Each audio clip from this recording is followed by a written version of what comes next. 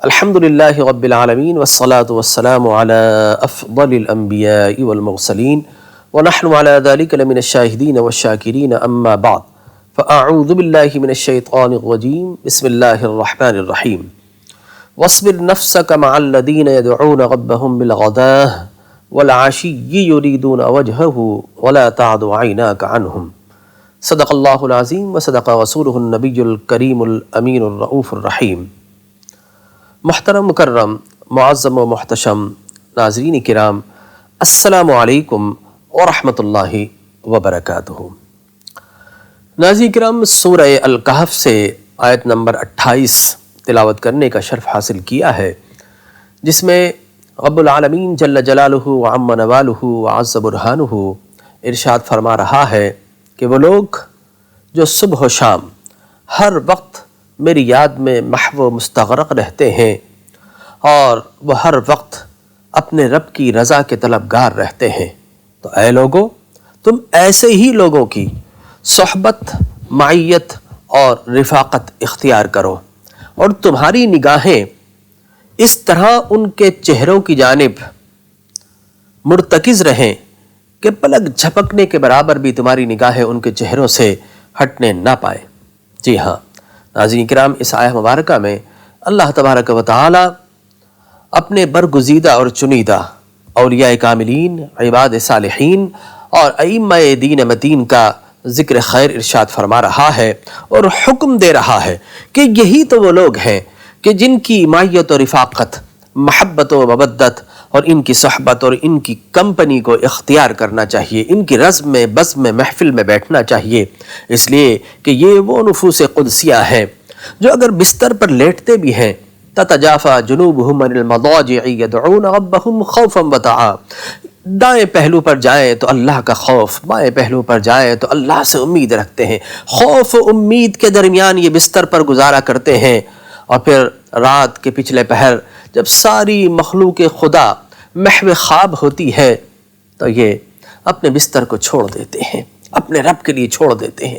والذین یبیتون لربہم سجدا وقیاما، ان کی راتیں کبھی عالم قیام میں گزرتی ہیں، کبھی حالت سجود میں گزرتی ہیں، بس رب راضی ہو جائے، رب کو راضی کرنے کے لیے بس ان کے روز و شب کا ہر لمحہ گزرتا ہے۔ اور پھر اللہ تبارک و تعالی کی کتاب فصاحت و بلاغت کے لیے ان کے لیے مجدہ خوشخبری آتی ہے، رضی اللہ عنہم ورضوا عنہ، اے بندے تو رب سے راضی ہو گیا، تیرا رب تجھ سے راضی ہو گیا۔ اور یہی قرآن کا منظر جب شاعر مشرق نے دیکھا تو پھر اس انداز سے پکار اٹھے کہ خودی کو کر بلند اتنا کہ ہر تقدیر سے پہلے خدا بندے سے خود پوچھے کہ بتا تیری رضا کیا ہے۔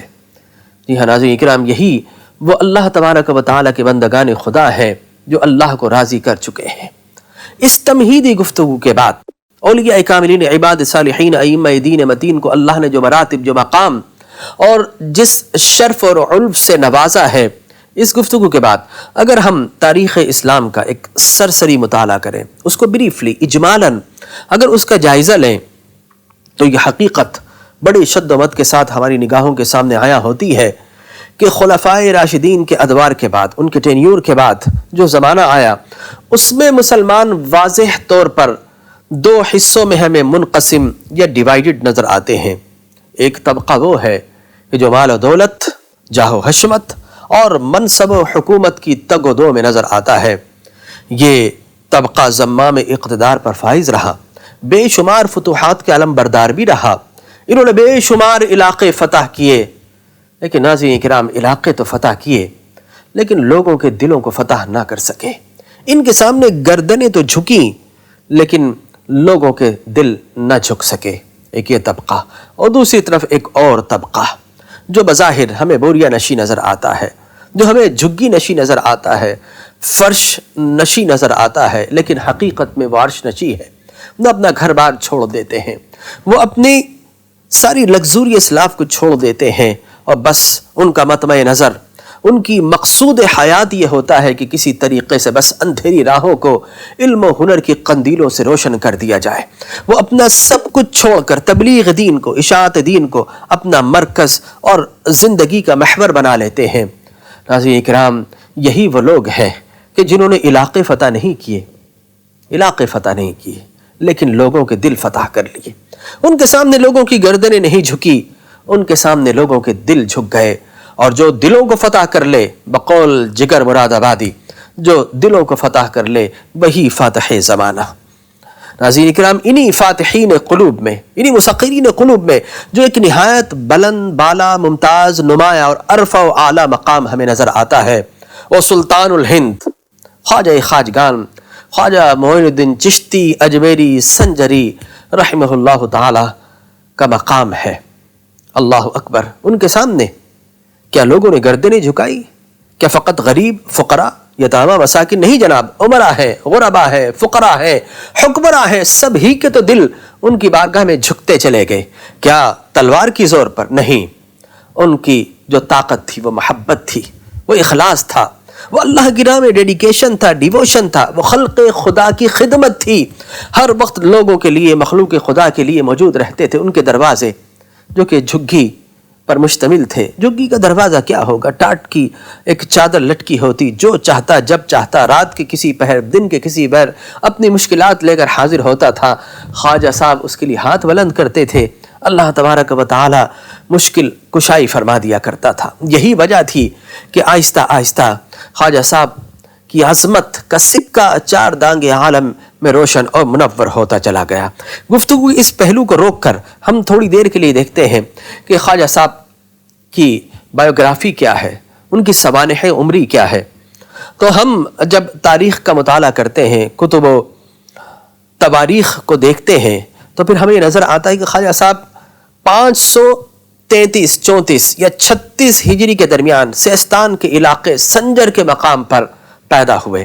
آپ کے والد ماجد متمول تھے، کھاتے پیتے تھے، صاحب ثروت تھے، لیکن خاص بات یہ تھی کہ وہ نجیب الطرفین تھے۔ جی ہاں ناظرین کرام، نجیب الطرفین یعنی حسنی اور حسینی سید تھے، اور ان کے ہاں آپ پیدا ہوئے۔ اور آپ کا شجرہ نسب اگر ہم دیکھیں تو 11ویں پشت میں جا کر مولائے کائنات شیر خدا حیدر کرار حضرت علی کرم اللہ وجہہ الکریم سے جا ملتا ہے۔ سیستان کے علاقے میں جب آپ پیدا ہوئے، وہ حالات اگر آپ تاریخ کے تناظر میں دیکھیں تو اس وقت دور بڑا پرفتن تھا، بڑا پرآشوب دور تھا۔ یہ جو مال، یہ حرص، یہ طمع ہے نا، اور یہ طاقت کا جو نشہ ہے، یہ جب پوری طریقے سے پروان چڑھے اور آپ کے یا کسی کے بھی ہاتھ میں تلوار آ جائے تو پھر وہ طاقت یہ چاہتی ہے کہ اس کے سامنے سارے جھک جائیں، اور بعض اوقات یہی طاقت آگے بڑھتے بڑھتے خدائی کی صورت میں نمودار ہوتی ہے اور دعوی خدائی سامنے آتا ہے۔ چنانچہ وقت کے فرعونہ اور نمارد ہر دور میں یہ کرتے رہے ہیں، علاقوں پر قبضہ کرنے کے لیے، لوگوں کے سر جھکانے کے لیے وہ کشت و خون کا بازار گرم کرتے رہے ہیں۔ خواجہ صاحب جس زمانے میں پیدا ہوئے، یہ ایسا ہی بس تلوار کا، خون کا اور آگ کا ایک ایسا دور تھا کہ جب آپ نے لڑکپن اور پھر اس کے بعد اس سے پہلے بچپن اور پھر جوانی کے دہلیز پر قدم رکھا تو آپ کے چاروں طرف انسانی خون کے سمندر تھے، جن میں انسانی لاشیں بہتے ہوئے نظر آ رہے ہیں۔ آپ نے یہ منظر دیکھا، دل پہلے ہی اچاٹ تھا۔ اسی عالم میں آپ کے والد کا انتقال ہوا اور تھوڑے دن کے بعد آپ کی والدہ ماجدہ بھی انتقال کر گئی۔ مال و دولت اور لیگیسی اور پھر وراثت بہت تھی۔ ایک باغ میں آپ باغبانی کر رہے تھے، اپنے ہی باغ میں یکا یک اللہ تبارک و تعالی نے ایک مرد قلندر کو بھیجا۔ ابراہیم قندوزی رحمہ اللہ تعالی علیہ آتے ہیں، آپ انگور کے خوشوں سے ان کی تواضع کرتے ہیں۔ مہمان نوازی کا یہ انداز دیکھ کر آپ بڑے خوش ہوتے ہیں، اور ابراہیم قندوزی رحمۃ اللہ تعالی علیہ اپنی پوٹلی میں ہاتھ ڈالتے ہیں، روٹی کا ایک ٹکڑا ان کو پیش کرتے ہیں۔ ہمارے ہاں اگر کوئی اس انداز سے روٹی کا ٹکڑا پیش کرے تو ہم بہت زیادہ مائنڈ کرتے ہیں، برا سمجھتے ہیں کہ میں اتنا صاحب نسب، میں مال و دولت، عزت و تکریم کا مالک، یہ سوکھی روٹی کا ٹکڑا۔ لیکن جن کی تقدیریں بدلنا ہوتی ہیں، اللہ تبارک و تعالیٰ ان کو کچھ نظریں عطا کر دیتا ہے۔ خواجہ صاحب سمجھ گئے کہ بظاہر تو روٹی کا ٹکڑا ہے، لیکن یہ میری زندگی کو بدلنے کا سبب ہے۔ آپ وہ تناول کرتے ہیں، ادھر تناول کرتے ہیں، ادھر دل کی دنیا بدل جاتی ہے۔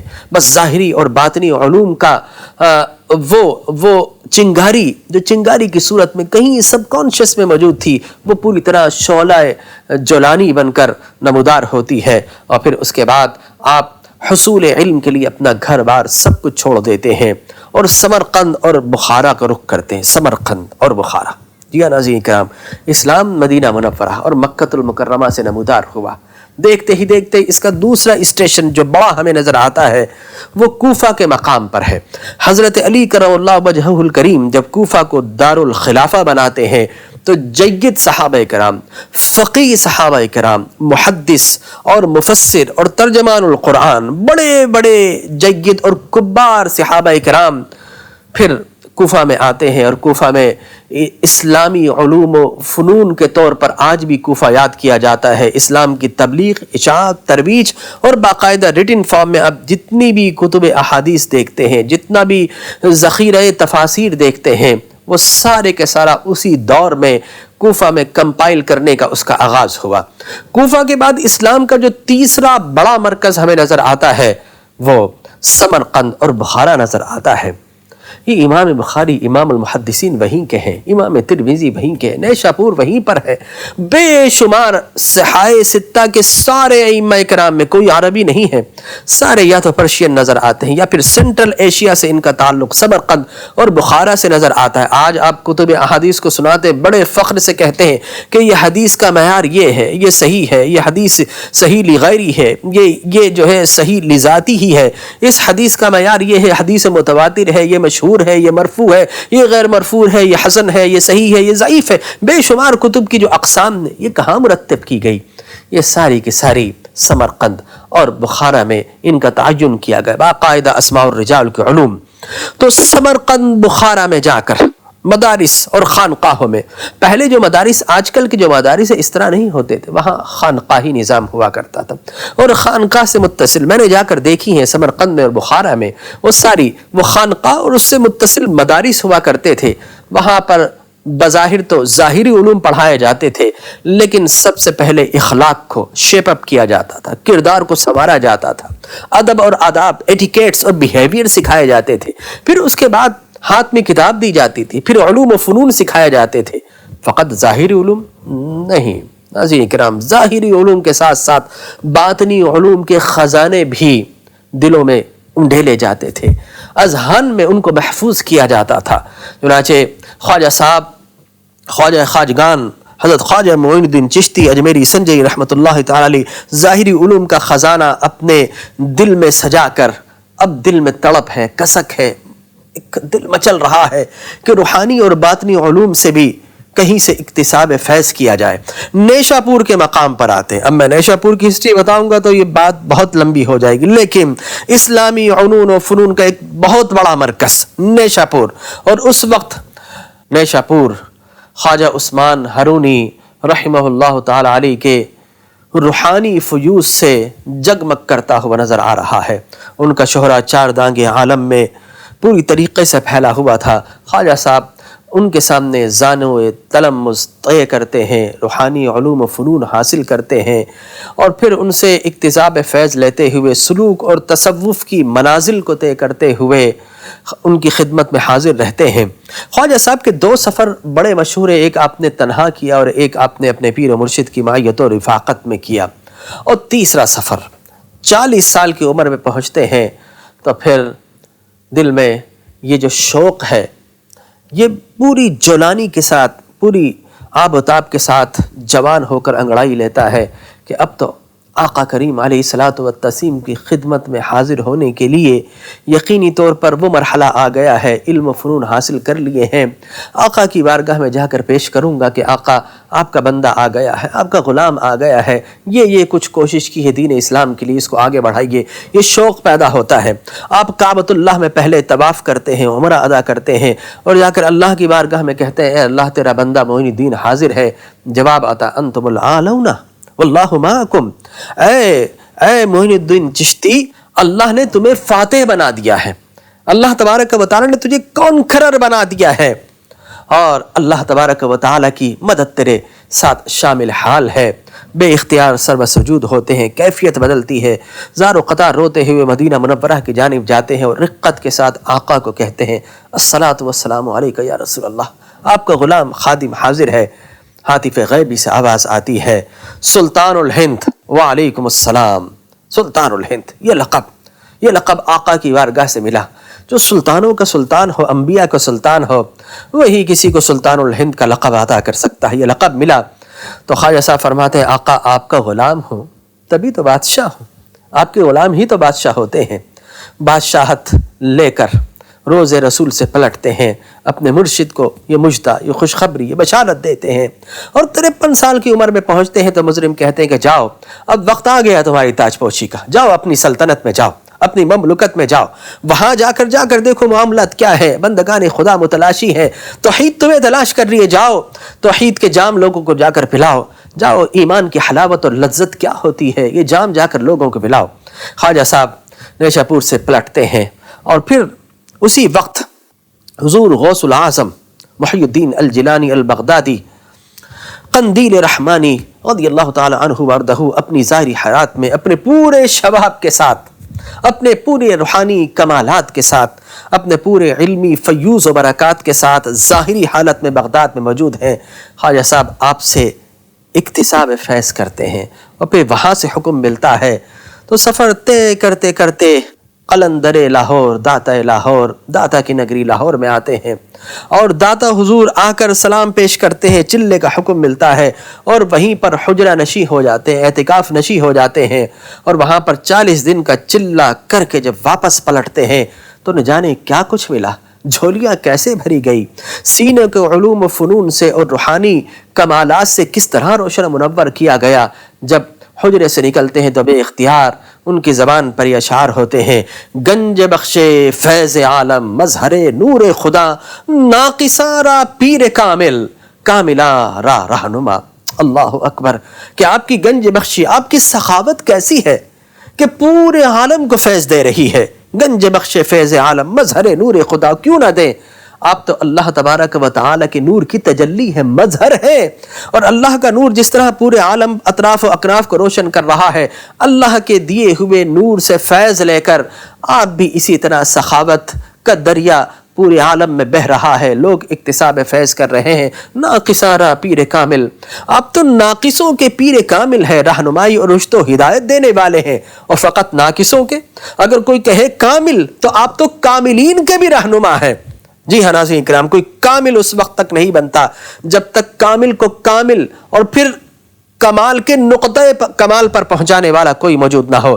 لہٰذا یہ اشعار آج بھی آپ کو داتا گنج بخش حجویری رحمہ اللہ تعالی علیہ کے مزار شریف پر آپ کو بڑے جلی حروف میں، جلی انداز میں کندہ نظر آتے ہیں کہ گنج بخش فیض عالم مظہر نور خدا، ناقصارا پیر کامل کاملہ راہ نما۔ اور خواجہ صاحب چونکہ اشعار سے بھی شغف رکھتے تھے، ان کی بہت سارا کلام ہے، لیکن ایک ربائی آج بھی 4 دانگ عالم میں روشن، منور، مشہور اور معروف ہے، اور ہر خطیب پڑھتا ہے کہ شاہ است حسین، بادشاہ است حسین، دی اس حسین، دی پناہ اس حسین، سرداد نداد دست در دست یزید، حقا کے بنائے لا الہ ہست حسین۔ یہ روائی خواجہ صاحب کی روائی ہے۔ خواجہ صاحب داتا صاحب سے فیض لے کر پھر اپنی مملکت کی جانب روانہ ہوتے ہیں، اور بڑی حیرت انگیز بات مجھے نظر آتی ہے کہ آپ اجمیر کا مقام منتخب کرتے ہیں۔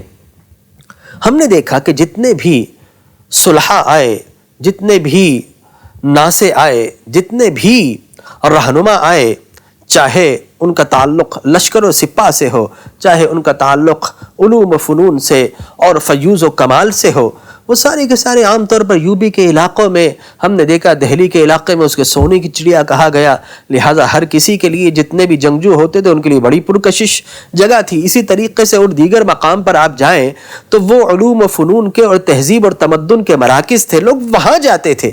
خواجہ صاحب ایک اجاڑ سی جگہ میں اجمیر میں تشریف فرما ہوئے، وہاں پر آپ نے اپنا باقاعدہ مستقر بنایا، مکان بنایا، جھگی بنائی، وہاں پر آپ تشریف فرما کیوں ہوئے؟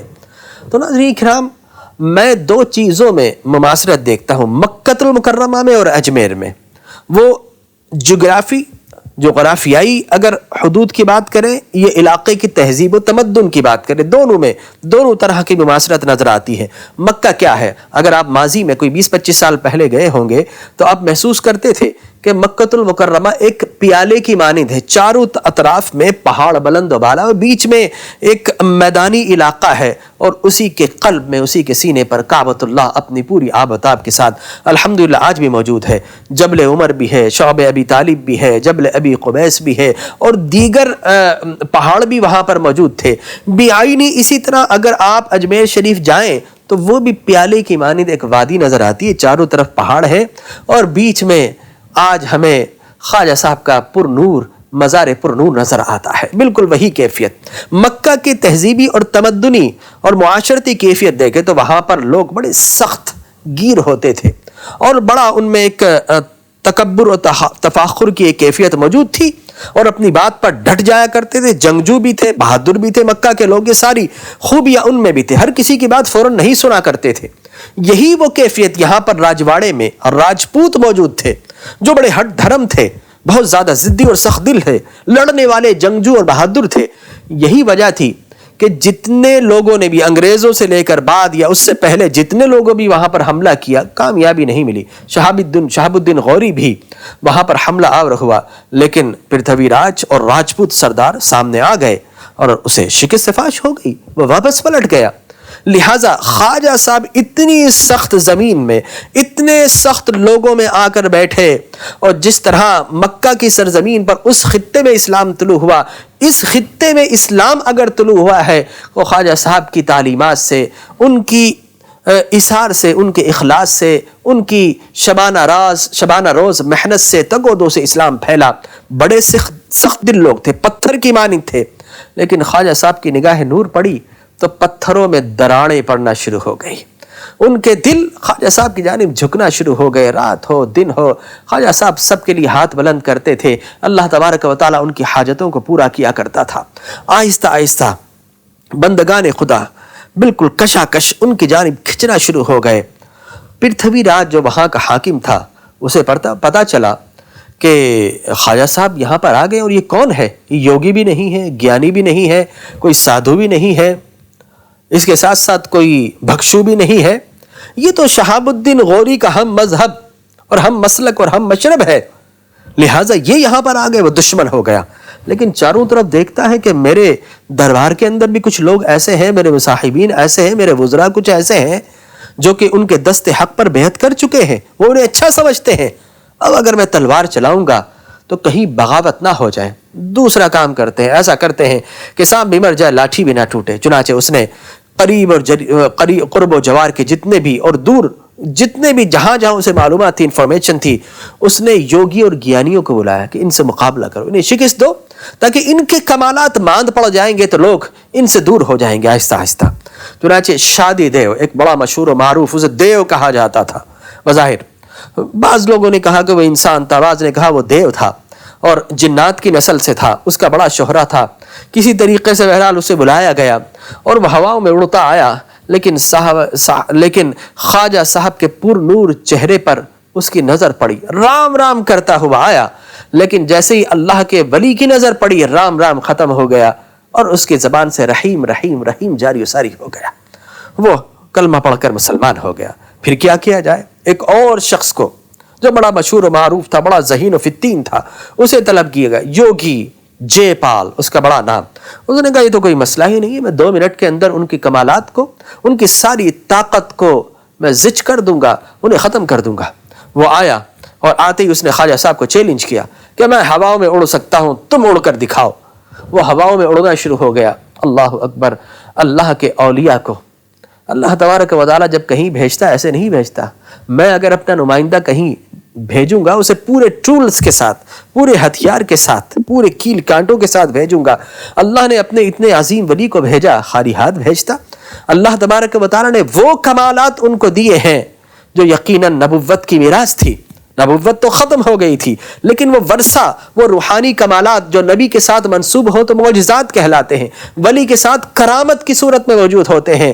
تو نبی کے معجزات کی جتنی بھی جھلک تھی وہ کم و بیش خواجہ صاحب نے کرامت کی صورت میں ہمیں نظر آتی ہے۔ وہ جب ہواؤں میں اڑتا ہے، خواجہ صاحب اپنے جوتوں کو حکم دیتے ہیں اور وہ جوتے اڑتے ہوئے جاتے ہیں، اسے مارتے ہوئے زمین پر لاتے ہیں۔ بظاہر تو وہ جسماً زمین پر آیا تھا، لیکن حقیقت میں وہ قلباً زمین پر آیا۔ وہ ذہین شخص تھا، وہ جان گیا کہ یہ جادو کی یا انتر منتر کی طاقت نہیں ہے، یہ جو طاقت ہے یہ جسمانی طاقت نہیں، یہ ربانی طاقت ہے، یہ رحمانی طاقت ہے۔ سر جھکتا ہے، دل جھکتا ہے، کلمہ پڑھ کر حلقہ بگوش اسلام ہو جاتا ہے۔ ناظرین اکرام، پرتھوی راج نے پھر ایسا کیا، وہاں پر جس طرح آپ کو مکے میں کعبہ کے نزدیک زمزم کا کنواں نظر آتا بھی آئین، اس طرح وہاں پر ایک تالاب تھا ناساگرا۔ اس نے کہا کہ اس تالاب سے مسلمانوں کا داخلہ بند کر دیا جائے، پانی نہیں پی سکیں گے۔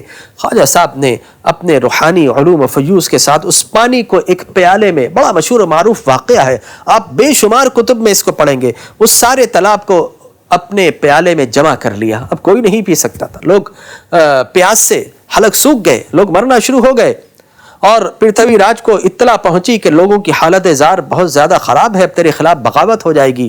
لہذا اس نے پیغام پہنچا کہ کرم فرما دیجئے، تالاب کو دوبارہ بحال کر دیجئے۔ خواجہ صاحب نے اس پیالے کے پانی کو حکم دیا، دوبارہ وہ تالاب میں گیا، تالاب جاری و ساری ہو گیا۔ لیکن پرتھوی راج کی جو بغض تھا، حسد تھا، اناد تھا، کینہ تھا، وہ ختم نہیں ہو رہا تھا۔ اب اس نے دیکھا کچھ بھی ہو ختم کرنا ہے، کہیں ایسا نہ ہو کہ سارے کے سارے مسلمان ہو جائیں۔ چنانچہ اس نے پیغام بھیجا کہ میں اپنے پورے لشکر کے ساتھ آپ کو ختم کرنے کے لیے آ رہا ہوں، اور خواجہ صاحب سے ایک بڑا مشہور معروف اور عالمگیر جملہ نکلا کہ جا، میں تجھے اسلامی لشکر کے حوالے کرتا ہوں۔ یہ ایک ایسا وارنٹ تھا جو خواجہ صاحب نے جاری کر دیا۔ وہ ہنسا کہ اسلامی لشکر کہاں میاں، وہ تو شکست کھا کر جا چکے ہیں، اب کون سا لشکر اور کون سا فاتح اور کون سا کنکرر اور کون سا جنگجو میرے مقابل آ سکتا ہے، ہم سب سے زیادہ بہادر ہیں۔ ادھر شہاب الدین غوری جو شکست و ریخت کی صورت میں افسردہ ہو کر دل ہار بیٹھا تھا، اپنے شراب کے نشے میں خود کو ڈبو لیا تھا، فوج تتر بتر ہو گئی تھی۔ خواجہ صاحب اسے سوتے ہوئے کو جگاتے ہیں اور کہتے ہیں چل ان سب چیزوں کو چھوڑ، اللہ کا نام لے، نماز پڑھ، اپنے لشکر کو جمع کر، میں تجھے فتح کی نوید سناتا ہوں۔ خواجہ صاحب بار بار اسے تاکید کرتے رہے، اسے ہمت اور حوصلہ آیا، شراب کو ٹھوکرے مار کر وہ مرد قلندر کا جب پیغام لیتا ہے، خود مرد قلندر بنتا ہے، اپنی فوج کو جمع کرتا ہے۔ اور اب اس دفعہ اس لیے کہ طاقت تو اللہ کے نام سے ملتی ہے، جب تک وہ اپنے نام سے یا لوٹنے کی خاطر لڑتا رہا، شکست کھاتا رہا، لیکن جب اللہ کے ولی کی نظر پڑ گئی، اللہ کا پیغام مل گیا، جب دین کی طرف آ گیا، دین کی غیرت و حمیت آ گئی، تو اب فقط حمیت نہیں آتی، طاقت بھی آتی۔ اب طاقت کے ساتھ جب وہ لڑا تو پرتھوی راج کہاں ٹھہر سکتا تھا، وہ شکست فاش ہوئی اور دہلی تک شہاب الدین غوری کی حکومت کا تنتنا اور پھریرا لہرانا شروع ہو گیا۔ اور پھر الحمدللہ خواجہ صاحب اس کی انتقام سے بچ کر خواجہ صاحب اپنی زندگی کو بندگان خدا کی خدمت میں لگاتے رہے، اور پھر ان کی محفل میں چاہے وہ ہندو آیا، چاہے وہ سکھ آیا، چاہے وہ مسلمان آیا، خالی جھولیاں لے کر آیا، لیکن خالی جھولیاں بھر بھر کر گیا۔ ناظرین کرام، خواجہ صاحب اس اجاڑ اور جنگل اور بیابان میں موجود رہے، اپنے خلفاء کسی کو دہلی بھیجا، خواجہ قطب الدین بختیار کاکی رحمۃ اللہ اور بے شمار خلفاء، 20-22 خلفاء آپ کے ساتھ آئے، اور تب سے لے کر آج تک اہلیان چشت سے نہ صرف بر صغیر بلکہ 4 دانگ عالم روشن و منور ہو رہا ہے، ان کی تعلیمات سے اور ان کی نظر سے۔ وہ کہا نا اقبال نے کہ نگاہ ولی میں یہ تاثیر دیکھی، بدلتی ہزاروں کی تقدیر دیکھی۔ خواجہ صاحب جب دہلی میں خواجہ بختیار کاکی رحمۃ اللہ تعالی علیہ سے ملنے آئے، ان پہ الزام لگایا گیا تھا، لوگ جمع تھے کہ حق و باطل کا اب فیصلہ ہو جائے گا، اب فیصلہ ہو جائے گا۔ چنانچہ خواجہ صاحب جب مجمع کے سامنے گئے، یوں نگاہ اٹھائی ہے، کچھ نہیں کہا، سب کی زبانوں سے لا الہ الا اللہ محمد رسول اللہ جاری و ساری ہو گیا۔ اور کتب میں لکھا ہے کہ 90,000 لوگ اسی ایک جلوے کو دیکھ کر کلمہ پڑھتے ہوئے حلقہ بگوش اسلام ہو گئے۔ تو خواجہ صاحب الحمدللہ کل بھی موجود تھے، آج بھی موجود ہے، ہمارے دلوں میں موجود ہیں، اپنی تعلیمات کے ساتھ موجود ہیں، اپنے اکتساب فیض کے ساتھ موجود ہے۔ آج بھی پوری دنیا سے اطراف و اکناف سے لوگ کشاں کشاں ان کی قبر پر نور پر، مزار پر نور پر حاضر ہوتے ہیں۔ خواجہ صاحب آج بھی یہ نہیں دیکھتے کہ سکھ آیا ہے، عیسائی آیا ہے، ہندو آیا، مسلمان آیا، آپ سب کی جھولیاں آج بھی بھر رہے ہیں۔ ناظرین کرام، ضرورت اس بات کی ہے، خواجہ صاحب جو پیغام دے کر گئے وہ شریعت کا پیغام تھا، وہ اخلاق کا پیغام تھا، وہ کردار کا پیغام تھا، وہ محبت کا پیغام تھا، وہ اخلاص کا پیغام تھا، وہ دین اسلام کی ترویج و اشاعت کا پیغام تھا۔ اور آپ نے یہ پیغام دیا کہ کتابیں لکھنے سے، کتب فروشی سے اسلام نہیں پھیلتا، اسلام پھیلتا ہے تو اللہ والوں کی نظر کرم سے پھیلتا ہے۔ اس خطے میں، بر صغیر میں جو اسلام پھیلا ہے انہی بزرگان چشت کے ذریعے پھیلا ہے، پھر بزرگان نقشبند بھی آئے اور دیگر بزرگان دین بھی تشریف لاتے رہے اور اسلام کی ترویج و اشاعت کا کام کرتے رہے۔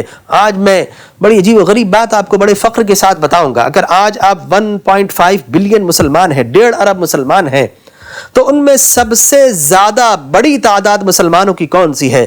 یا تو وہ ہے جو اردو بولتے ہیں یا وہ ہے جو اردو سمجھتے ہیں۔